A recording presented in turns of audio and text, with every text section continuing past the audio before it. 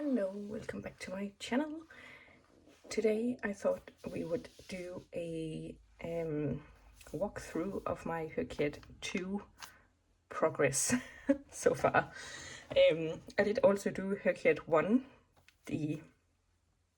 last year, and I think I got like 1 or 2 squares done, so not that great, but I am doing better this year, and I think it's the 6th or 7th of July, I think, because I think it starts or it ends and starts on the 7th of July, I think, because that's Q's birthday. And Q is the one who has come up with this wild reading challenge.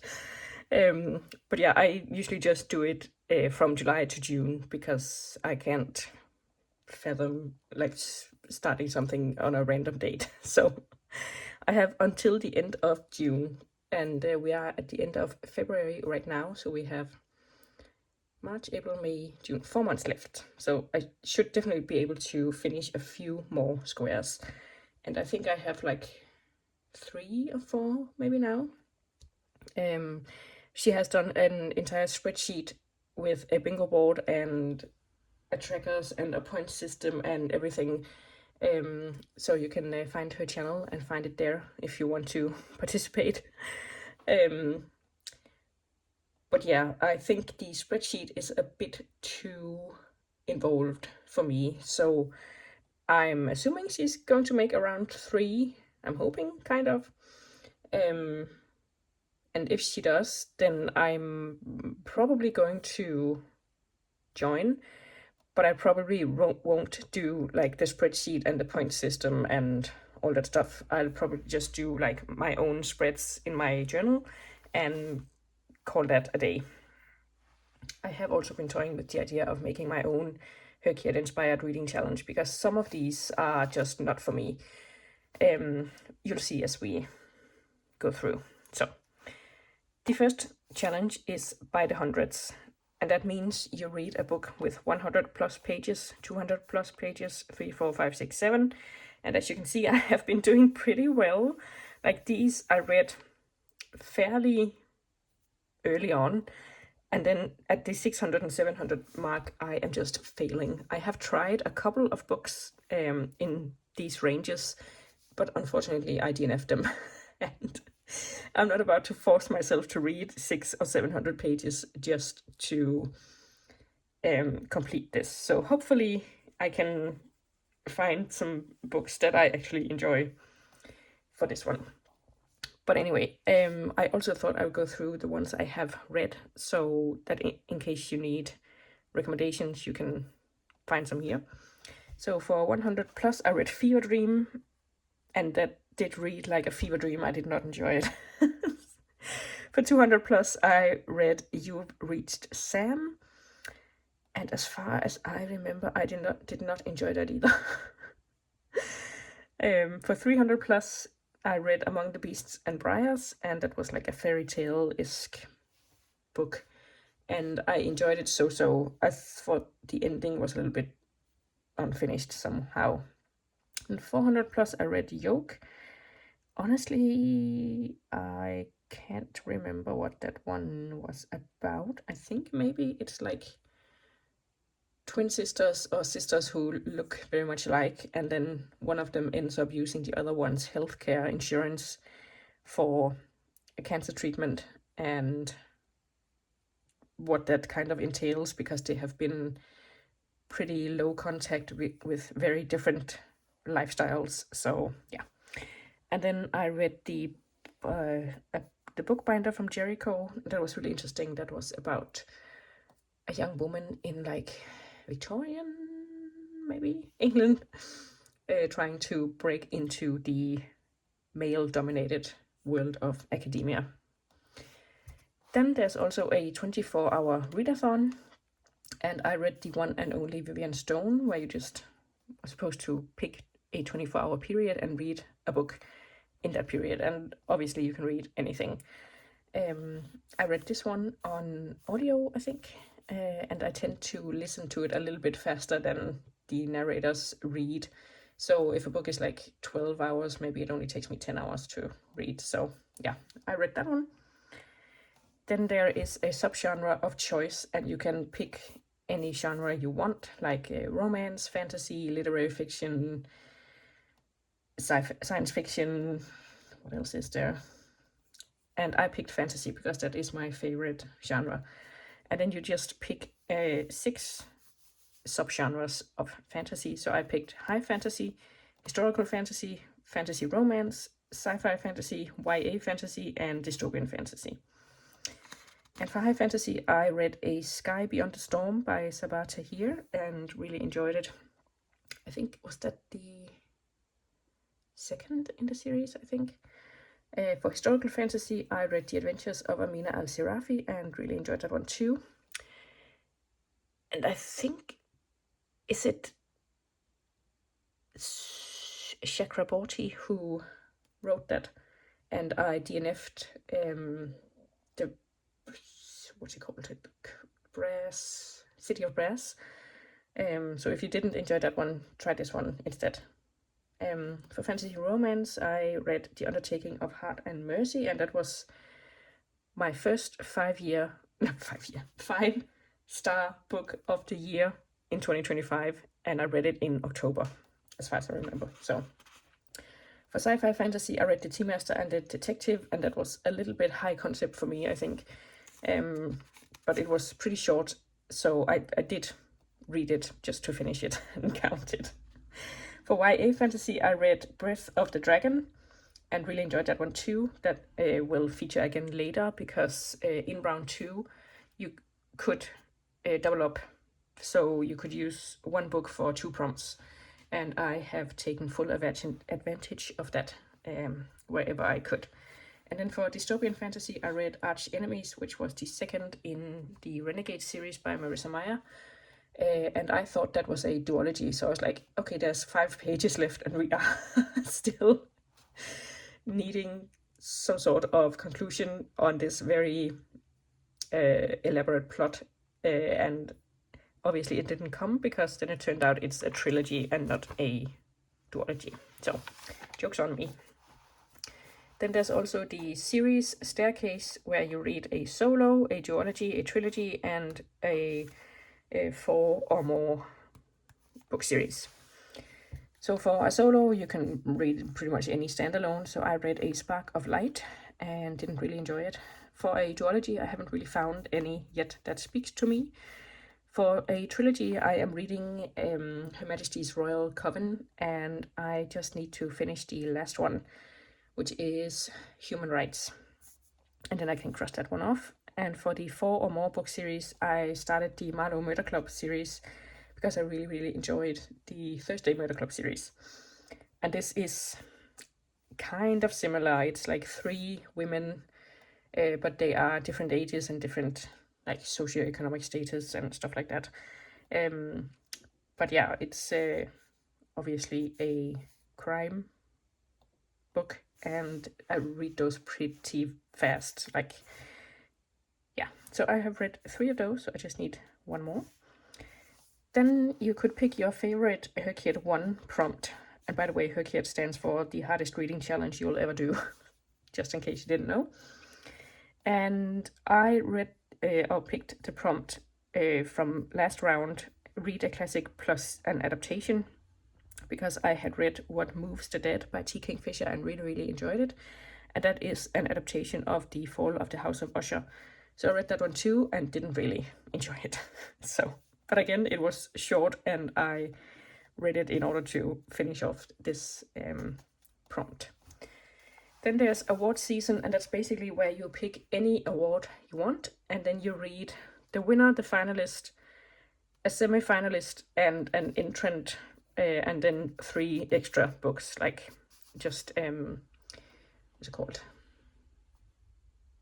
Yeah, entrants. So and I think she had it like so she's divided up like in the entrance, and then a semi-finalist, a finalist, and the winner. I picked the Goodreads Choice Awards Young Adult Fantasy section, because first I had picked another award. I can't remember what it was now. that focused on historical fiction, and I did read one book for it, but I just wasn't vibing with the selections on that list. So when the Goodreads Choice Award came out, I had a little look, and honestly, the young adult fantasy was the section that was most for me. So I picked that one, even though I'm not a young adult. But I feel that people can enjoy what's it called, books in any age group. So moving on, the winner, spoilers by the way, the winner was obviously Sunrise on the Reaping, so I read that one for a finalist. And I think the Goodreads Choice Award does like a long list, a short list, and then the winner. So the finalist, I read The Rose Bargain, and it was so-so. For a semi-finalist, I read The Floating World and really enjoyed it. Then I read Breath of the Dragon. That was the one I read earlier too, and really enjoyed that too. Then I read Our Infinite Fates, which was okay. And it does get a little groundhoggy, and then the ending went kind of off the rails a little bit. Then I read Immortal Consequences and didn't really enjoy that one either. And then I read The Other Post and really, really loved that one. So I can definitely recommend most of these. Then there is the TBR game challenge, and that is basically where you play someone else's TBR game and get a TBR and then read that down. As you can see, I played Keep Calm with Books and Coffee. Julie is her name. She does like a bingo card TBR game that I find is really fun, also because it does come with I think she does it so it's like easy prompts, medium prompts, and hard prompts. And I think I've played it before where I also put in some like stuff around the house and stuff like that, so it wasn't all books, but here it seems to have been all books. And I have read a few, but I still have about half left, I should think. Then there's the last 10 years. So you go from 2025, because obviously we started in 2025, and then you go back to 2015, and I think this is actually 11 years. Yeah, so you could either do 2025 to 2016 or 2026 to 2017, I think, or 2015 to, I don't know, just last 10 years, but I put down 11. And basically it is what it says, a book published in these specific years. For 2025, I read Not Quite Dead Yet by Holly Jackson, and it was fine. For 2024, I read Most Ardently, and it was fine too. For 2023, I read like a little guide to mortgages, because I do have a mortgage. And this was very technical, so it went right over my head. I was hoping for something like, when's a good time to remortgage your house to gain something out of it, but instead it was just like a lot of calculations, like if you borrow this much money and this, then you are paying this in what's it called, with like this percentage, then you are paying this in what's it called, not taxes, interest. Yeah. So yeah, it wasn't quite what I wanted. For 2022, I read The Ha, and it wasn't for me. You've Reached Sam. I picked this one again, and again I didn't really enjoy it. Then there is 2020. I read Die with Zero and really enjoyed it. It's a non-fiction about, you know, stewarding your money. I still need a book for 2019, and I did go through and find suggestions for most of these. So for 2019, I do have War Girls and Winterwood by Shea Earnshaw. I think War Girls, have I DNF'd that one? I can't remember. Then for 2018, I read British. I enjoyed that as far as I remember. 2017, Little and Lion. That was fine. In 2016, A Study in Charlotte. I didn't really enjoy that. I feel like it glorified eating disorders and drug use, kind of. So, and then I still need one for 2015. See, I technically don't need, so. But yeah, if I'm going to finish what I have put down for myself, then I need 2015 too. And I have put down SPQR, which is a non-fiction about Rome by Mary Beard, and I do own that one, so it should be relatively easy to pick up. Then there is the adaptations, and basically it's adaptations of novels. So she put down modern retelling, a musical, a graphic novel, a play, a TV show, a web series, an animation, and a movie. And basically she said you can do like the modern adaptations, or like the adaptations, or you can do the source material, and both if you're wild. So as you can see, I haven't really done much. I watched The Hunger Games and read The Hunger Games. It was a reread. And here rereads don't usually count, but in round 2 she made it so that you can earn points to make rereads and DNFs count. And I have put in all the books I have read so far, and I think I'm minus 10 points because I have used a couple of rereads and DNFs. So, yeah. And then for a TV show, I read Anne of Green Gables, and I really wanted to watch the TV show that I watched when I was a kid. But I haven't really gotten around to it. I do have some, what's it called? Oh, for animation, I actually watched Grave of the Fireflies, so I can put that one in. But I do need to find the book of the Fireflies that it is based on, and that is proving difficult.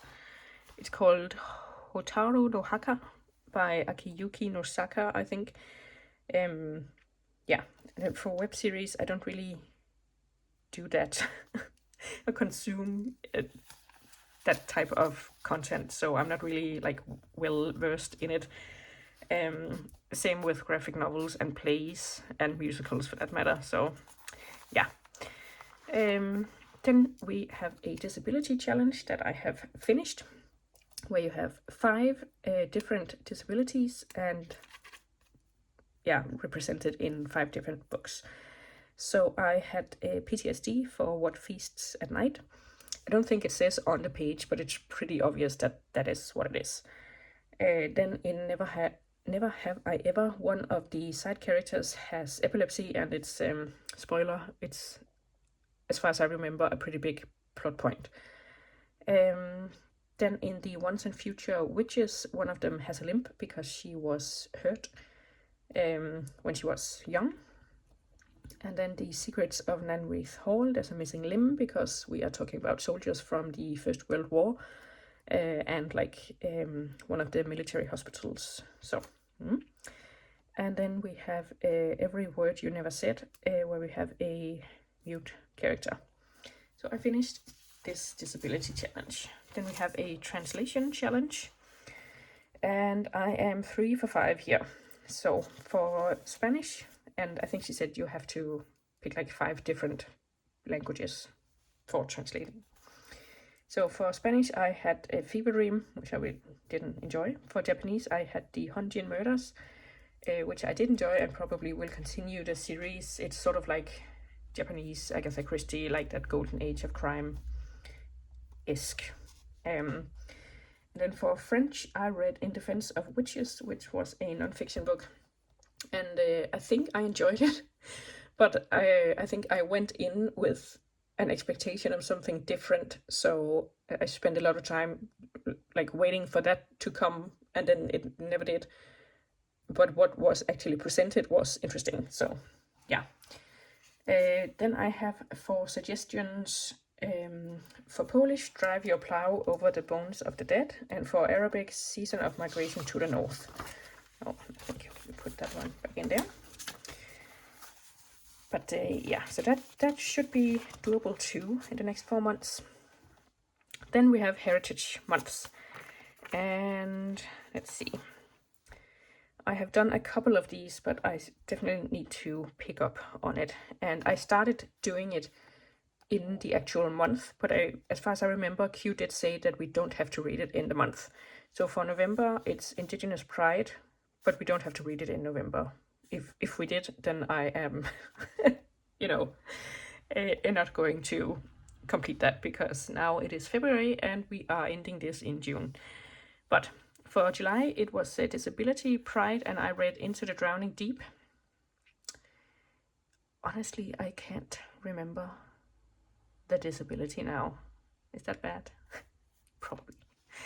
Then in September and October, it's Hispanic Heritage, and I read Gods of Jade and Shadow and didn't really enjoy it. And then in April, there's Arab Heritage, and I read A Child in Palestine. And that is it so far. Yeah, so definitely some more work on that. And then we have Around the World. So all the continents. And for North America, I picked A Spark of Light because I felt like it was very apt, because it was set in an like family planning clinic, and there was a shooting. I feel like that is very USA. Then I still need South America and Africa, and for Europe I picked A Lady's Guide to Scandal. And for Asia I doubled up on the Huntian Murders, and I haven't read Australia yet. And for a bonus you can read Antarctica, but yeah, I haven't really gotten to that yet. Then we have the Even Bigger Rainbow, which is just the colors of the rainbow, and she added a number of colors. All I still need is silver and gold, and this is the color of the cover. So if you have any silver/gold covers, please let me know. I would prefer fantasy or historical fiction, just so we know. But yeah, I read The Bookbinder from Jericho as a double up, and then Glorious Exploits was orange, Yoke was yellow, A Sky Beyond the Storm was green, and The Seeker of Lost Paintings was teal. And this one was, again, one of those books where it was fine, and then the ending just kind of went off the rails, where he was like, obviously they were looking for lost paintings, and this guy had been duped by a scam artist and had bought a painting for a lot of money that he didn't really have, and then it turned out to be a fake. So he had lost his confidence in the whole art dealing business. But then he comes across this other piece of art that is owned by this young woman who is also low in confidence and self-esteem, and they work together to find the essentially she has like a corner of it, and then they work together to find the rest. And when they find it, he's like, oh yeah, we can just take it and sell it. And I'm like, it's not yours. Like, it was I think it was originally in the Vatican, and then during the Second World War, someone who worked at the Vatican split it up and hid it so the Nazis wouldn't get it. And I'm like, okay, it's not like obviously somebody's, but it's the Vatican's. You can't just take it and sell it. And he did like have this whole, if the Vatican gets it, they'll just hide it away because it was like a controversial painting or whatever. And I was like, yeah, fine. But then just, announce to the world that you found it so they can't hide it. And then, go about your day. You can't just take it and sell it. It's not yours. I was just like, what the fuck? And then he is leaving Italy, and somebody comes and is like, step away, come with me, blah, blah, blah. And I was like, oh, great. Because I think they don't end up actually selling it, but and then he leaves Italy, or tries to, because then he's stopped at the airport, and they're like, yeah, come with me, we need you to step away here, and blah, blah, blah. And I'm like, great, they are going to, he's going to get some consequences for trying to steal this art. And instead they're like, oh, it's so great you found it, we really appreciate it, come have a look at it, and with all these amazing people, blah, blah, blah. And I was like, what is this lesson we are learning here? Anyway, let's continue. That was a side tangent. So for light blue, I read A Lady's Guide to Fortune Hunting, and I read this because I think this was number 1 in a series where I had accidentally borrowed number 2, and I wanted to read number 2 because it sounded interesting. So I borrowed number 1 and read it, and then I read number 2, and I didn't really enjoy number 1. So then I read number 2 and found out that they were like interconnected standalone, so I didn't have to read number 1 to read number 2. So great. Then for blue, there was Die with Zero. Purple was One Last Stop. I really enjoyed that one. Pink was Her Majesty's Royal Coven. Black was Making History. That was also a fun one. White was Among the Beasts and Briars, and 7+ Colors was The Harvey Girls. I really enjoyed that one. So I just need silver and gold. And then there's a prompt to make a quote. So you just pick a quote on your own. And I picked There Comes a Time When Silence is Betrayal by Martin Luther King, because I feel that that is quite an apt quote for these times in a number of connections, especially this one. So yeah, and then you just find what's it called, titles with these words in them. So I have read 2 so far, and it's surprisingly hard to find books with these words in the title. I don't know why. Then we have Spooky Creatures, and I have been doing pretty well here too. For a shifter, I read The Floating World, because I think she shifts into, I want to say a fox. Honestly, I can't remember, but A Magic User, we have A House with Good Bones by T. Kingfisher, because there was definitely some magic in there. Fae Folk, I had Rose Bargain. For a spirit, I put What Feasts at Night, because that is the second book in the Swan Soldier trilogy by T. Kingfisher, where the first one is What Moves the Dead.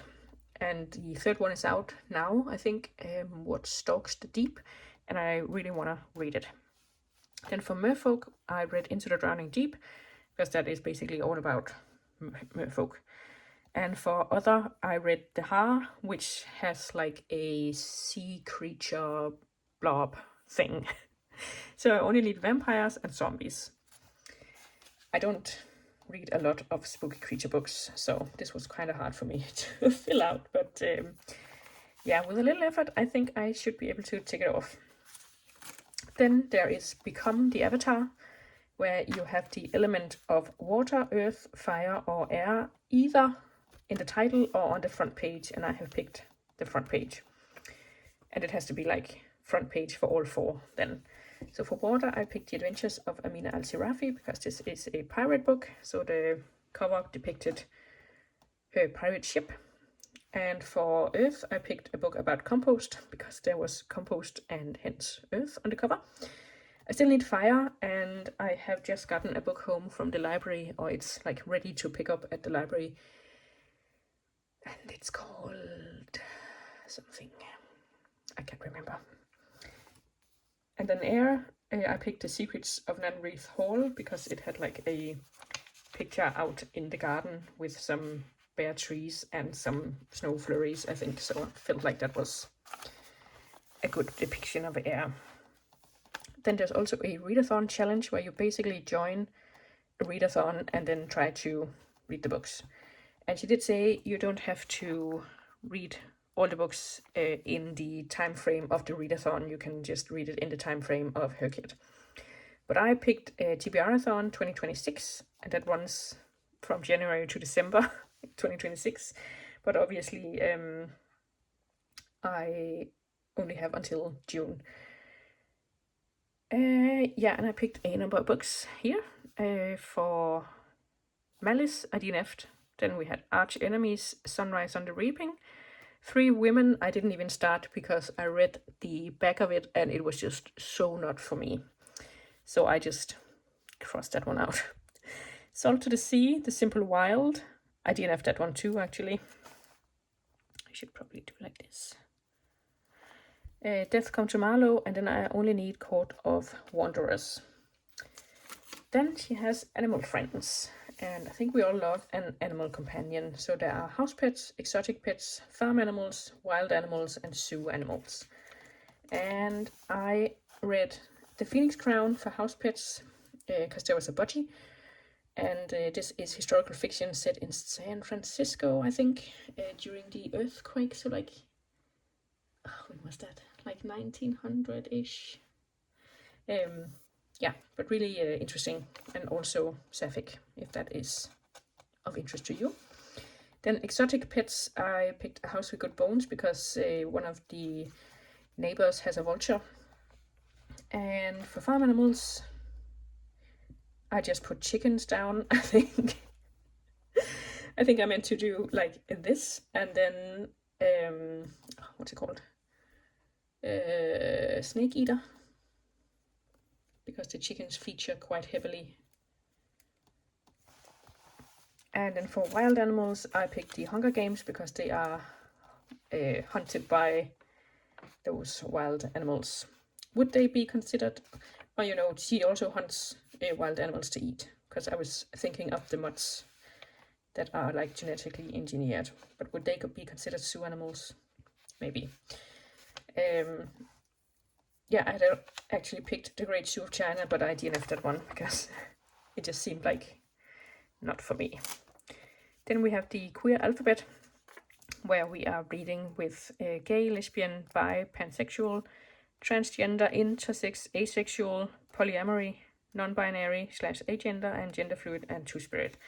And I only need the gender fluid / two-spirit thing. So if you have any recommendations, please let me know.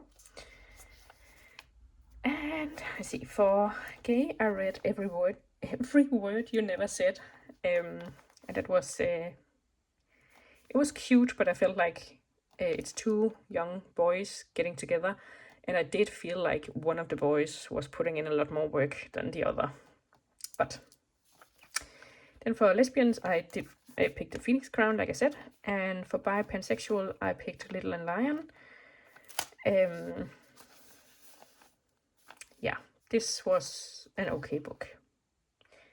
It's basically about a sibling relationship and how they navigate it when they both kind of fall in love with the same girl while they are having a little bit of mental health issues, both of them.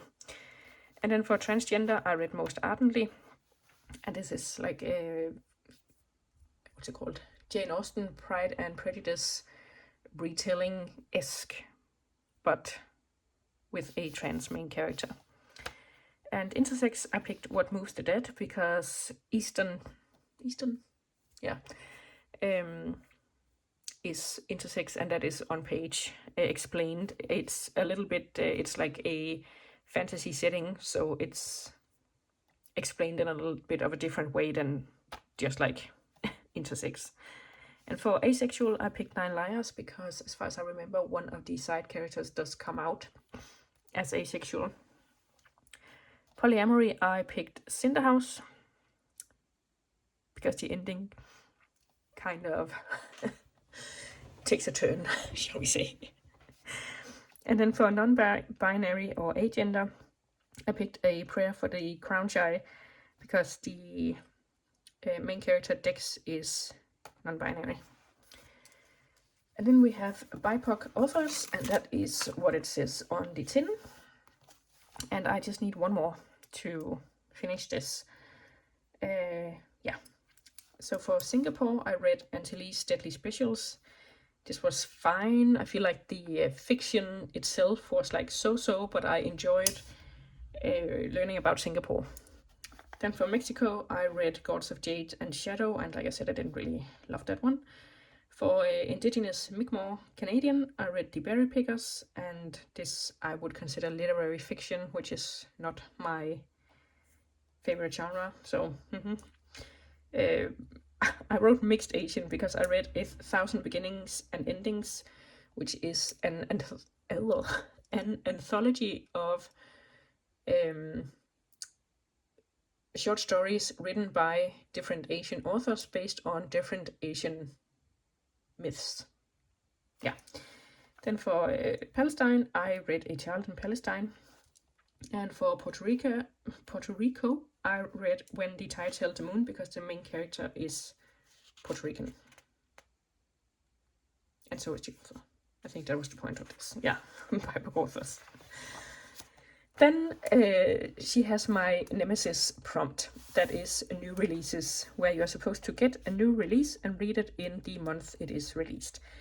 And in HRCYED 1, I just gave up completely, because that was not for me. I get most of my books from the library, and they are not hip to the new releases. So, but in this one, she expanded the time frame so you could read it the month before, if you are lucky enough to have an ARC, in the month it's released, or the month after. But I did read a couple of books, I think 3, and then I fell behind because my library was too slow to get in these new releases. And then I decided I would just read like the new releases whenever. So I could read December's release in March and still count it. But yeah, as you can see, I've only read 5 here, so I'm drastically behind on that one. And also drastically behind on this one, because she had a prompt that was just challenge yourself. And you could pick whatever you wanted as long as it was a challenge. And I had an idea to read either all the books that I had put on my previous TBRs, in some way, shape, or form.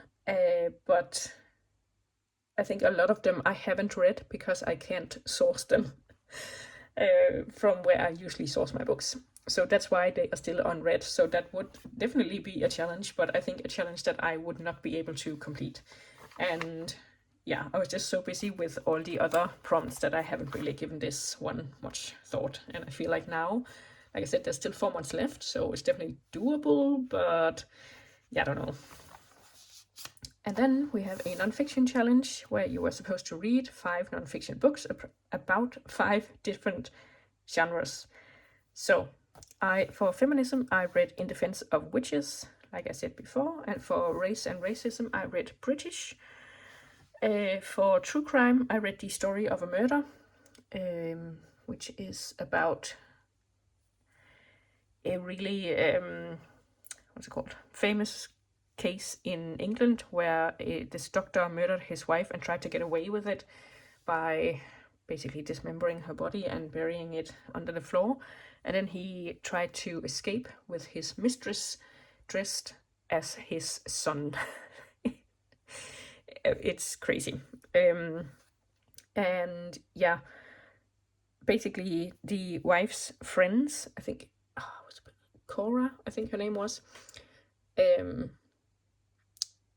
were basically relentless in trying to figure out what had happened to her, and they were the reason that the police ended up finding out that Cora was murdered, but there was so little evidence left that I'm not actually sure that he was convicted of it. I can't remember now. But either way, what's it called? This is the same author that wrote The 5 about Jack the Ripper's victims.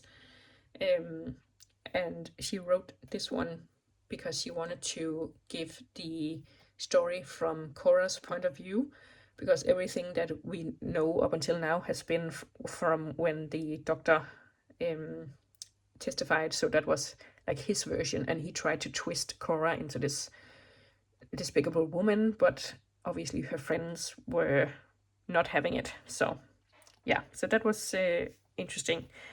Then I read A Rebel's Guide to Rosa Luxemburg for Politics, and that was one of those like small little, intro to people and concepts, and yeah, just like a mini biography. And then for finances, I read that little guide to mortgages that went over my head. And then finally, Q's recommendations. So she put down that we had to find a mini review, a full reading vlog, and a short reel or TikTok of something that she recommends. And for the mini review, I read When the Tides Held the Moon. Like I said, I didn't really love it. And for the full reading vlog, I read Half a Soul by Olivia Atwater and really enjoyed it. And then for shorts, reel, or TikTok, I haven't found one yet, but I am actually reading Hazelthorn that she has recommended on Instagram. So I think I'm like 10% in. So that should also be doable, and then I can take this one off as well. I think I'll actually find my iPad and show you the bingo board. So this is the bingo board. As you can see, it's a spreadsheet.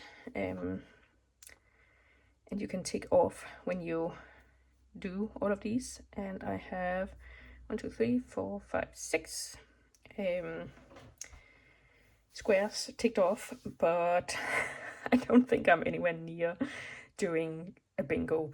I could, because the series Staircase, I think I need to read 4 books for that and 2 books for By the Hundreds. So if I double down and find those long books with 600 or 700 pages, I could potentially get a bingo across here. But yeah, otherwise I'm nowhere near, as you can see. But anyway, this is the what's it called, spreadsheet.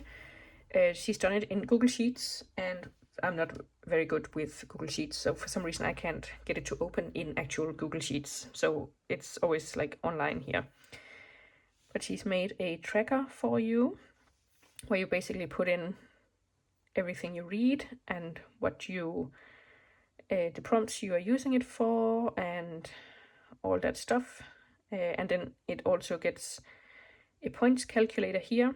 So you put in the books again, and then you can tick off if you read it for a different readathon, if it's a late arc, if you read a least favorite means, if it's a 5-star read, a physical TBR book, over 500 pages or 20 hours, if it's within the release month, if you read it in a day, if you finished a duology or trilogy, if it's a self-published book, or if you finished a series up to publication, except the first book, obviously, that would be too easy. If it's a marginalized author, an early arc, or a 4+ book series that you finished, and if you wrote and posted a detailed review. And then you earn points here, and you get a number of total points here. As you can see, I'm behind, because you can use your points to do rereads and DNFs. You can also triple up or short a prompt. And triple up is basically you use a book for 3 prompts. I can't remember what she said short a prompt was. As far as I remember, no. I think it's basically just you can cut a prompt short. So instead of reading 5 books, you can read 4, maybe. Yeah. So basically, if you have any DNFs or rereads, you put it in the tracker, and then it also counts it for you. Then she also has a stats page where like total books and pages and total points, and yeah. I think she also has total money spent, but like I said, I get most of my books from the library, so I don't really do that. And here you can see like around the world where you read from. You also put that in the tracker. And yeah, publisher you can also put in there. Some stuff I just am not really too interested in tracking, so I don't do that. And here you can also see like the prompts. I read 5 books for By the Hundreds, blah blah blah. And here the cover pages, or the cover colors, and all the authors. It's a little bit hard to navigate because of the because it's not in the sheets. But anyway, and then down here she also has all the prompts. So here you can put in like all the books you read, and then once you have done it, you can tick it off, and then it'll color the bingo square. So all the what's it called, prompts are here, and that is such a huge undertaking. I could imagine, like I said, I'm not very good with spreadsheets, so I could imagine that it takes a lot of coding for all of that to work together. And it's really impressive, but like I said, also a bit too much for me. So I think if and when she announces HRCYED 3, which I'm hoping, then I will just use my journal to track. But I'm excited to see the prompts for HRCYED 3, because I think there was quite a big difference from 1 to 2 in the prompts. I think she did recycle a few maybe, but not that many. So yeah, I'm excited to see what she puts in the third one, assuming she does it. Like, I don't know. I guess we'll have to see in May if she announces something in May or June. And otherwise, like I said, I do have this little plan of maybe making my own, like just for me. I'm not going to make like a spreadsheet and stuff. It'll just be like journal pages. But stuff like I would definitely take a lot of inspiration from HRCYED and